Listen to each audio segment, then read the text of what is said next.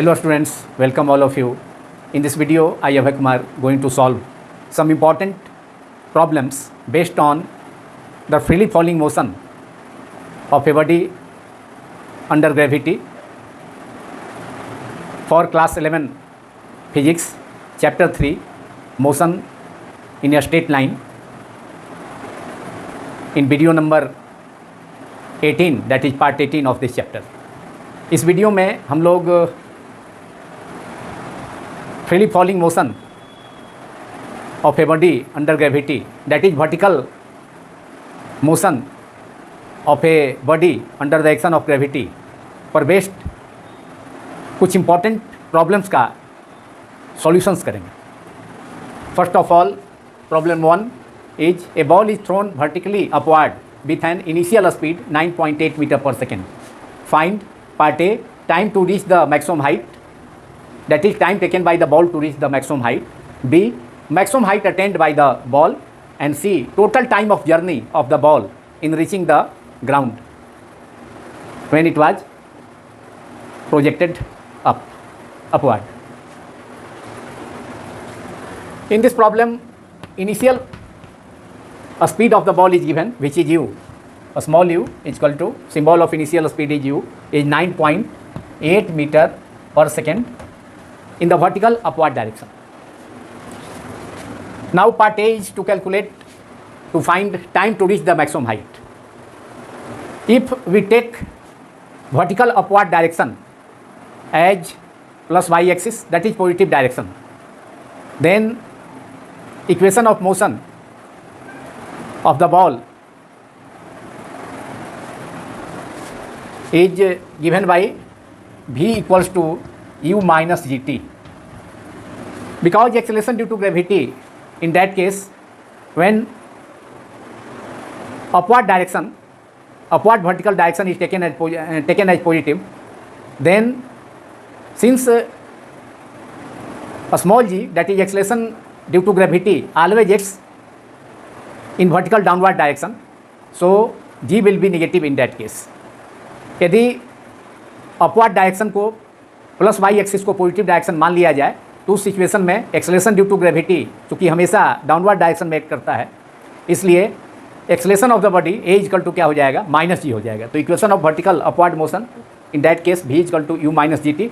चूँकि हमें टी मालूम करना है, टाइम मालूम करना है, मैक्सिमम हाइट तक रीच करने में बॉल को कितना समय लगेगा, तो एट द मैक्सिमम हाइट जो वर्टिकल कंपोनेंट वेलोसिटी का होगा वो कितना होगा, v, that is v equal to v y, that is final velocity. V is equal to final velocity of the ball when the ball reaches the maximum height, v equals to 0. so take v is equal to 0 is equal to u minus gt. और एक direct formula भी आपको यहाँ से obtain हो जाएगा, और u minus gt equals to 0, therefore u equals to gt. Side change कर दिया जाए, माइनस जी टी है LHS में, RHS में ले जाएंगे तो पॉजिटिव हो जाएगा. So minus g t in RHS it becomes positive, तो u equal to g t, therefore t equal to u upon g. तो डायरेक्ट एक फार्मूला भी मिल गया. इस डायरेक्ट फार्मूला में अगर इसको जल्दी से बनाना है, इमीडिएटली बनाना है, इस प्रॉब्लम को सॉल्व करना है, तो ये t equal to u by g, और u का वैल्यू कितना है, 9.8 है बॉल का इनिशियल स्पीड, एंड g का वैल्यू भी स्टैंडर्ड वैल्यू और सरफेस पर 9.8, तो 9.8 अपॉन 9.8 दैट इज 1 सेकेंड. तो time taken answer, that is time taken by the ball to reach the maximum height is 1 second. Now we have to find in part B maximum height attained by the ball. For maximum height attained by the ball, we should use the formula v square equals to u square minus 2gh or 2gy. So using that formula v square, let h be the maximum height attained by the body, capital H be the maximum height attained by the body. So using the formula, another formula for vertical upward motion under gravity is v square equals to u square minus 2g small g capital H, where capital H is the maximum height attained by the body, जिसे हमने y small y के जगह replace किया है. Vertical upward direction में जो vertical upward या downward direction में बॉडी जो वर्टिकल डिस्टेंस कवर करता है उसे y सिंबल से डिनोट किया जाता है. तो यहाँ पर y मैक्सिमम हाइट के लिए y is replaced by, for maximum height y is replaced by capital H, and for at maximum height final speed is 0. So v is equal to 0, put v is equal to 0, 0 square equals to u square minus 2gh. तो maximum height के लिए भी maximum height के लिए भी एक formula, direct formula आपको यहाँ से ऑब्टेन हो रहा है। और 2GH साइड चेंज कर दें, -2GH को अगर LHS में ले जाएंगे तो माइनस टर्म है तो प्लस टर्म पॉजिटिव हो जाएगा, तो +2GH equal to U square. Therefore H equals to U square upon maximum height attained by the body equal to U square upon 2G। तो अगर इनिशियल किसी प्रॉब्लम में initial speed दिया रहे, U दिया रहे और G का वैल्यू हम जानते हैं 9.8 मीटर पर सेकेंड स्क्वायर, कभी कभी प्रॉब्लम में G का वैल्यू, स्मॉल g का value 10 metre per second square दिया होता है। तो अगर प्रॉब्लम में दिया रहे G का वैल्यू, स्मॉल g का value 10 metre per second square, तब तो 10 metre per second square value suppose put करना होगा उस प्रॉब्लम में। लेकिन अगर G का, स्मॉल g का वैल्यू नहीं दिया है तो 9.8, जैसा कि इस प्रॉब्लम में हम लोग ने किया भी है, स्मॉल g का value 9.8 metre per second square यहाँ वैल्यू पुट किया गया है फार्मूला में। देयरफॉर मैक्सिमम हाइट के लिए कैपिटल H के लिए फार्मूला आ गया कितना, U स्क्वायर बाई 2G। तो इनिशियल स्पीड मालूम है कितना है, initial speed is 9.8 metre per second square, तो 9.8 स्क्वायर अपॉन 2 इंटू G का वैल्यू 9.8, दैट इज 9.8 से 9.8 डिनोमिनेटर में है और 9.8 का स्क्वायर न्यूमरेटर में है, तो एक पावर कैंसिल हो गया, तो बचा कितना ऊपर में न्यूमरेटर में 9.8 अपॉन 2, दैट इज 2 अपॉन 9.8, 2 से 9.8 कैंसिल होकर कितना हो जाएगा न्यूमरेटर में 4.9, that is 4.9 metre is the maximum height, उस symbol is capital H, maximum height का सिंबल कैपिटल H है, तो maximum height attained by the ball is 4.9 metre. Now in part C we have to find total time of the journey, total time of the journey of the ball in reaching the ground when it was initially projected in upward direction, vertically upward direction with initial speed 9.8 metre per second. तो total time of journey क्या होगा, total time of journey capital T suppose किया जाए तो वह 2T हो जाएगा, मतलब मैक्सिमम हाइट तक पहुंचने में जितना टाइम बॉल को लगेगा that is called time of ascent. तो that is twice the time of ascent is the total time of journey. क्योंकि जितना बॉल को ग्राउंड से मैक्सिमम हाइट तक जाने में समय लगेगा टाइम ऑफ एसेंट, उतना ही मैक्सिमम हाइट से ग्राउंड तक आने में भी उतना ही समय लगेगा, that is time of ascent equal to time of descent. Therefore total time of journey of the ball is capital T equal to 2 into small t, that is 2 into time of ascent, that is time taken by the ball to reach the maximum height, that is capital T। Total time is of journey of the ball is 2 into small t, that is 2, and t का value हमने obtain किया था first part में, part A में कितना 1 second. Ball को maximum height तक पहुंचने में कितना समय लगा, 1 सेकेंड लगा, जब बॉल को 9.8 मीटर पर सेकेंड के स्पीड से, इनिशियल स्पीड से वर्टिकल अपवर्ड डायरेक्शन में थ्रो किया जाता है। तो यहाँ टोटल टाइम कितना हो जाएगा, बॉल को मैक्सिमम हाइट तक जाकर और फिर मैक्सिमम हाइट से ग्राउंड तक वापस आने में टोटल जर्नी हुआ, तो इसमें टोटल टाइम कितना हो जाएगा, time of ascent plus time of descent, that is 2 into time of ascent, that is 2 into 1, that is 2 second. Answer. Thus the solution of problem number 1 is completed. Now problem number 2, more interesting problem is problem number 2, which is a ball is dropped from the top of the tower of height 200 meter, and at the same time another ball is thrown upward from the base of the tower with velocity of 40 meter per second. Part A is when the two ball will meet, that is we have to calculate time when two ball will meet, and B at what distance from the base of the tower they will meet. और part B में मालूम करना है कि tower के base से, आधार से कितने डिस्टेंस पर, कितने वर्टिकल या कितने हाइट पर दोनों बॉल एक दूसरे से मीट करेंगे। तो यहाँ दो बॉल हैं, दो बॉल हैं और एक बॉल को रेस्ट से टावर के टॉप से नीचे की ओर ड्रॉप किया जाता है, तो उसके लिए इनिशियल स्पीड क्या होगा, 0 होगा। और फिर सेकेंड बॉल को उसी समय, जिस समय फर्स्ट बॉल को टावर के टॉप से रिलीज किया जाता है, ठीक उसी टाइम पर at that instant another ball is thrown vertically upward with initial speed 40 meter per second.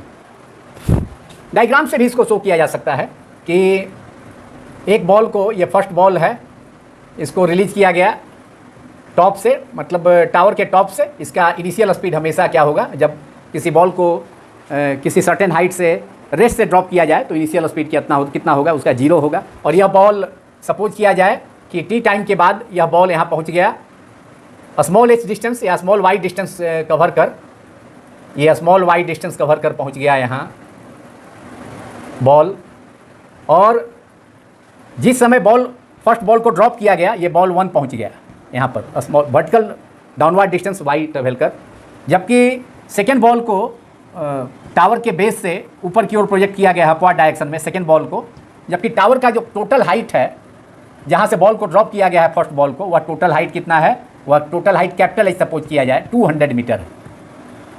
अब सेकेंड बॉल को जब थ्रो किया गया इनिशियल स्पीड कितना है इसका 40 meter per second, second ball का initial speed 40 meter per second है। इस स्पीड से सेकेंड बॉल को वर्टिकल अपवर्ड डायरेक्शन में, वर्टिकली अपवर्ड डायरेक्शन में थ्रो किया जाता है, और यह बॉल भी मान लिया कि टी टाइम के बाद दोनों बॉल एक दूसरे को मीट करता है, ये सेकेंड बॉल भी यहाँ पर पहुँच गया, और तो ये डिस्टेंस कितना कवर करेगा, सेकेंड बॉल के लिए डिस्टेंस कितना हो जाएगा, टोटल डिस्टेंस h है जो कि टावर का हाइट है, तो h माइनस वाई, h का वैल्यू कितना रख देंगे 200 मीटर, तो 200 मीटर माइनस वाई हो जाएगा सेकेंड बॉल का मोशन के लिए, वर्टिकल अपवर्ड मोशन के लिए इतना vertical h minus y that is 200 meter minus y vertical upward distance cover करेगा सेकेंड बॉल, तब जा करके तब तक फर्स्ट बॉल भी y distance vertical downward distance cover करके वहाँ पहुँच जाएगा जहाँ की सेकेंड बॉल जा करके उसे मीट करेगा टी टाइम के बाद। तो फर्स्ट में है total, now we have to solve it. Diagram हमने स्केच कर दिया इसको बेटर अंडरस्टैंडिंग के लिए, आप सभी को सुविधा हो। ये बेस है टावर का और यहाँ टॉप है टावर का, यहाँ पर जहाँ से कि फर्स्ट बॉल को रिलीज किया गया है रेस्ट से।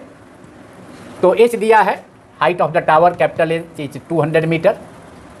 फर्स्ट पार्ट में हमें मालूम करना है कि कहाँ when the two balls will meet, when कब मिलेगा, दोनों कितने टाइम के बाद मिलेगा। तो let two ball will meet after time t when they are projected. तो टी मालूम करना है टाइम, तो उसके लिए भी एक डायरेक्ट फार्मूला हम ऑब्टेन कर लेंगे। तो for downward motion, for vertical downward motion of the first ball take downward direction. अब इस प्रॉब्लम में हमने फर्स्ट प्रॉब्लम में हमने पॉजिटिव वाई डायरेक्शन को, मतलब वर्टिकल अपवर्ड डायरेक्शन को पॉजिटिव डायरेक्शन माना। अब सपोज किया जाए कि वर्टिकल डाउनवर्ड डायरेक्शन को ही पॉजिटिव डायरेक्शन मान लिया जाए, तो उस सिचुएशन में जी स्मॉल जी डाउनवर्ड मोशन के लिए पॉजिटिव हो जाएगा तथा अपवर्ड मोशन के लिए स्मॉल जी माने acceleration of the ball negative हो जाएगा। तो उस सिचुएशन में for the downward motion of the first ball using the equation of vertical motion, vertical downward motion under gravity, we know very well.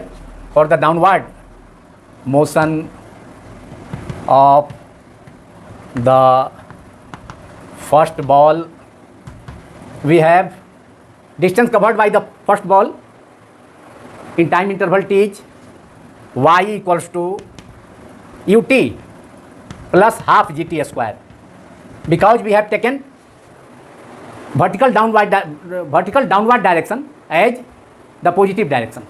So y is equal to ut plus half gt square for the downward motion of the first ball.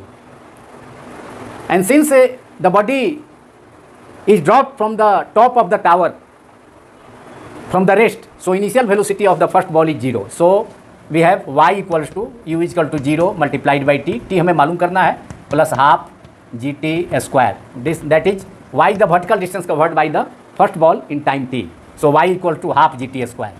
और इसे equation number 1 suppose कर लिया जाए। Now at the same time when the first ball was dropped from the top of the tower, another ball, that is second ball, was thrown up with initial speed 40 meter per second. So for the vertical upward motion of the second ball, we have equation of vertical upward motion. From the equation of vertical upward motion under gravity for the second ball, we have h minus of distance covered by the second ball when the second ball will meet to the first ball. First ball has reached in the midway between the top of the tower and the base of the tower. at any position. So after falling through vertical distance y, तो चूँकि first ball तब तक vertical distance y से fall कर tower के top और bottom के बीच किसी पोजीशन पर पहुंच चुका है, तो उस सिचुएशन में सेकेंड बॉल को कितना डिस्टेंस कवर करना पड़ेगा, जितना capital H minus y, capital H is the height of the tower, so capital H minus y, हम यहाँ पर 200 मीटर भी लिख सकते हैं, लेकिन एक डायरेक्ट फार्मूला हम ऑब्टेन करना चाहते हैं जिससे कि टाइम के लिए एक फार्मूला मिल जाए, डायरेक्ट फार्मूला, जिससे कि हम लोग इमीडिएटली इस प्रॉब्लम को सॉल्व कर सकें। तो H का वैल्यू बाद में हम पुट करेंगे। तो H minus y for second ball, distance vertical upward distance covered by the second ball is total distance, total height of the tower, that is capital H minus vertical downward distance covered by the first ball in time t, in time interval t. So H minus y is equal to ut minus half gt square, ut minus half gt square for the upward motion of the second ball, because we have already taken vertical downward direction as positive direction. So for upward motion, acceleration of the ball, that is a is equal to minus g, acceleration due to gravity will be negative in that case, or this is, or we can put u is equal to 40, u is equal to 40 initial speed of the second ball, upward speed, initial upward speed of the second ball is 40 meter per second, 40 into t minus half gt square. This is equation number 2. Now using equation 1 in equation 2, putting y is equal to half gt square from equation 1 in equation 2 in place of y. So using equation 1 in equation 2, that is putting y is equal to half gt square in equation number 2, we have h minus capital H minus y is equal to half gt square from equation number 1, from the vertical downward motion of the first ball, equals to 40t minus और ut, 40t ut, हम direct formula के लिए ut अभी रहने दें, इसमें 40 हमने put कर दिया हालांकि, तो ut minus half gt square direct formula के लिए, बाद में h और g का वैल्यू हम पुट कर लेंगे। अब minus half gt square minus half gt square cancel out हो गया दोनों साइड में, हमें क्या मिला, we have h capital H equal to ut, therefore t is equal to h upon u, h is 200 metre, u is 40, that is 5 second, that is 5 second answer. After 5 second both ball will meet together. तो ये direct formula हमने obtain कर लिया, t is equal to h by u. अब इतना लंबा बनाने की ज़रूरत नहीं है, अगर नीट IIT इंट्रेंस या नीट इंट्रेंस में इस ढंग का प्रॉब्लम हो, तो अगर मल्टीपल चॉइस में इस ढंग का प्रॉब्लम हो, तो सीधे हम ये फार्मूला याद रखेंगे, t is equal to h by u से ऑब्टेन कर सकते हैं टाइम को। तो t is equal to h upon u, h is 200 meter and time u is initial speed of the second ball is 40, that is 40 से 200 cancel होकर 5 हो गया, तो 5 second. So 5 second is the time when two balls will meet each other. Now we have to solve part B of this problem, at what distance from the base they will meet. तो इसके लिए अब y अगर हम मालूम कर लें तो h माइनस बेस से कितना डिस्टेंस पर जाकर के दोनों बॉल मीट करेगा वह भी मालूम हो जाएगा। 200 मीटर मतलब h में से y डिस्टेंस मालूम हो जाएगा, सेकेंड बॉल t टाइम में जितना डिस्टेंस से फॉल किया है वह मालूम, अगर y मालूम हो जाता है तो बेस से कितने हाइट पर दोनों बॉल मीट करेंगे वह भी मालूम हो जाएगा। तो उसके लिए इक्वेशन 1 में t का वैल्यू पुट कर दिया जाए, y equal to half gt square. तो putting t is equal to, now part B of the problem, putting t is equal to 5 second in equation 1, we get y is equal to 1 by 2 gt square, g is 9.8, t is 5 square, 2 से 9.8 cancel हो गया तो कितना हो गया 4.8, अब 4.8 multiplied by 25, तो अब मल्टीप्लाई कर दिया जाए 4.8 multiplied by 25, 8 into 5 40, remainder 4, 5 into 4 20 plus 4 24, 8 plus into 2 16, 6 remainder 1, 4 into 2 8 plus 1 9, that is 0, 6 plus 4 10, remainder 1, 9 plus 2 11 plus 1 12, तो 4.9 here, 4.9, 2 into 4.9 इंटू 2 से 9.8 कैंसिल होगा तो 4.9 होगा. So we have to multiply 4.9 multiplied by 25. It is 9 into 5 45, remainder 4, 5 into 4 20 plus 4 24, 9 into 2 18, remainder 1, 4 into 2 8 plus 1 9, that is 5, 8 plus 4 22, 8 plus 4 8 plus 4 12, 2 remainder 1, 9 plus 2 11 plus 1 12, that is 1 place पर dismal है 122.5 metre, that is 122.5 metre.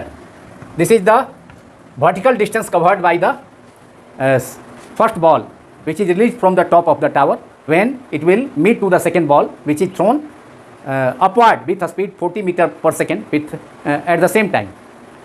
Now हमें मालूम करना है at what distance from the base they will meet. तो base से कितने distance पर मिलेगा, तो बेस से डिस्टेंस कितना हो जाएगा, टोटल हाइट मतलब टावर का, उसमें से y यह distance vertical distance second ball जो कवर किया है उसको माइनस कर देंगे तो ये हमें ऑब्टेन हो जाएगा. सो distance from the base both ball meet is distance from the base, therefore distance from the base of the tower where both ball will meet will be equals to capital H minus small y. Capital H height of the tower, y is the vertical distance covered by the first ball which is released from the top of the tower in time interval t second. तो h equals to 200 metre and y कितना मिला हमें 122.5 metre. अभी हमने multiply करके obtain किया 122.5 metre. 200 minus 122.5 metre minus कर लेंगे तो it is 77.5 metre. 200 minus 122.5 is equal to 77.5 metre answer.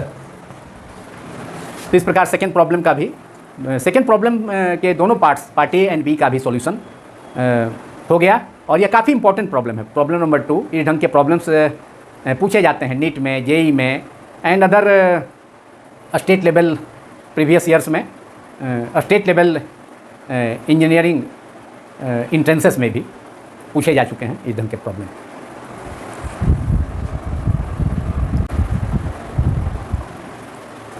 Now important problem number 3. A balloon which is ascending at the rate of 12 meter per second is 30.4 meter above the ground. When a stone is dropped, how long time is required for the stone to reach the ground? एक balloon है जो 12 metre per second के initial speed से upward vertical upward direction में ऊपर की ओर move कर रहा है और जब ग्राउंड से 30.4 मीटर के हाइट पर है तब उस बैलून से अटैच्ड एक स्टोन को रिलीज किया जाता है. मतलब स्टोन भी बैलून के साथ 12 मीटर पर सेकेंड की स्पीड से अपवर्ड डायरेक्शन में मूव कर रहा था. जिस समय उसे रिलीज किया गया तो उस समय बैलून का हाइट या स्टोन का हाइट अर्थ सरफेस से 30.4 मीटर था.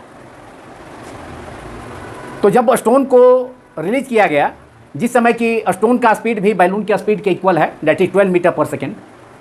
मतलब इस केस में vertical downward motion of the stone के लिए इनिशियल स्पीड 0 नहीं होगा बल्कि इनिशियल स्पीड होगा 12 मीटर पर सेकेंड जो कि बैलून का स्पीड है और बैलून के साथ स्टोन भी टाइड है. और 30.4 मीटर हाइट से जब बैलून पहुंचता है तब स्टोन को रिलीज किया जाता है डाउनवर्ड डायरेक्शन में. तो स्टोन को ग्राउंड तक पहुंचने में मतलब 30.4 मीटर डिस्टेंस कवर करने में कितना समय लगेगा यह मालूम करना है. तो let t be the time taken by the stone to reach the ground and let vertical downward direction as the positive direction. So in that case acceleration due to gravity will be positive, but a speed of the balloon, that is the speed of the stone, initial speed of the stone is taken to be negative because the balloon as well as the stone was moving up with a speed of 12 meter per second when it was released from the released above height 30.4 meter above the ground. So here u is equal to minus 12 meter per second, because we have taken vertical downward direction as the positive direction. So g will be negative, g will be positive, and h, that is height, distance through which the stone to be covered will be 30.4 meter. So h will be equal to 30.4 meter. h और y, इसे y और h माना जा सकता है, vertical upward और downward distance को. And now using the equation of motion, we have to find t. So for the downward motion of the stone, using the formula for downward motion under gravity, h equals to ut plus half gt square, और h कितना है, h equal to plus 30.4 metre, that is 30.4, but u is negative for upward motion, because when the stone was released, it was moving along with the balloon with a speed 12 meter per second in vertical upward direction. So u is negative minus 12 meter per second, and t, we have to find t, plus half g is 9.8 multiplied by t square, 2 से cancel हो गया, 9.8 cancel होकर 4.9, और 4.9 t square minus 12t minus 30.4 equals to 0. अगर 10 से multiply कर दिया जाए दोनों साइड में, multiplying both sides by 10, then decimal जो है, डिसमल तब उसमें डिसमल समाप्त हो जाएगा, तो कितना हो जाएगा, 4.9 into 10 that is 49 t square minus ये 12 into t that is 120 t minus 30.4 into 10 that is 304, and right hand side 0 into 10 equal to 0. इस प्रॉब्लम में अगर वर्टिकल अपवर्ड डायरेक्शन को पॉजिटिव डायरेक्शन मान लिया जाता, सपोज किया जाता, तो उस सिचुएशन में u पॉजिटिव हो जाता, और g and h, vertical distance, vertical downward distance and acceleration due to gravity, उस सिचुएशन में दोनों निगेटिव हो जाता. फिर भी फाइनल इक्वेशन यही आता. लेकिन हमने वर्टिकल डाउनवर्ड डायरेक्शन को पॉजिटिव डायरेक्शन सपोज किया, इसलिए अपवर्ड मोशन, मतलब जिस समय स्टोन को रिलीज किया गया वह अपवर्ड मोशन में था बैलून के साथ, तो इसलिए u को निगेटिव लिया गया और h एंड g को पॉजिटिव लिया गया. तो यह माइंड में एकदम क्लियर होना चाहिए कि h का मतलब जो वर्टिकल डिस्टेंस है या g का वैल्यू कब निगेटिव होगा पॉजिटिव होगा, तो सपोज करने पर. अब इस इक्वेशन को सॉल्व किया जाए. ये क्वाड्रेटिक इक्वेशन है, ये इक्वेशन है, लेकिन ये फैक्टराइज भी हो जाएगा.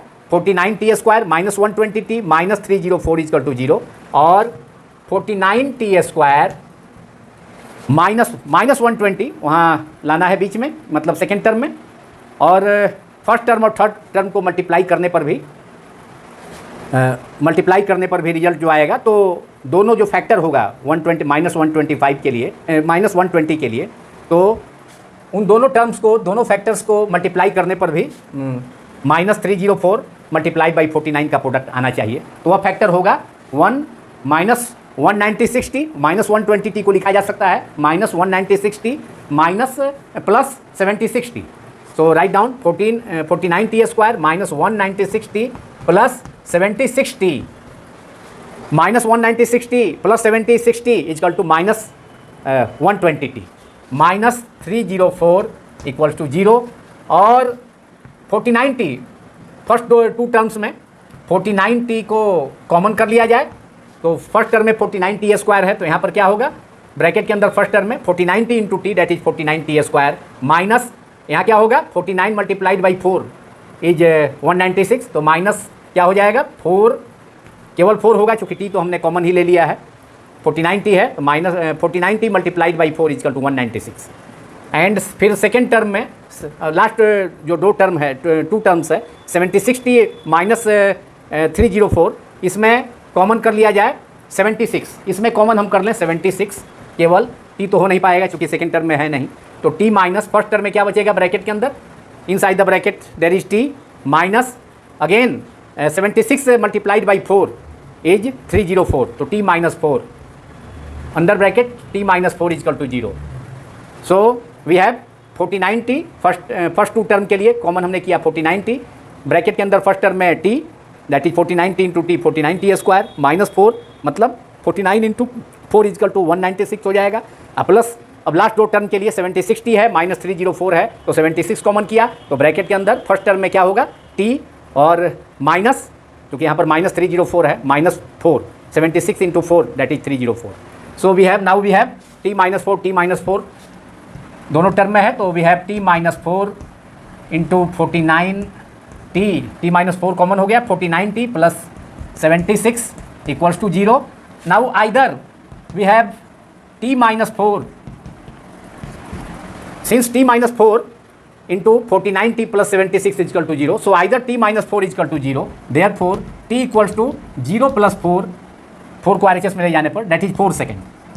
और फिर otherwise 49t plus 76 is equal to 0, we can write 49t plus 76 is equal to 0 और 49t is equal to minus 76, that is t is equal to minus 76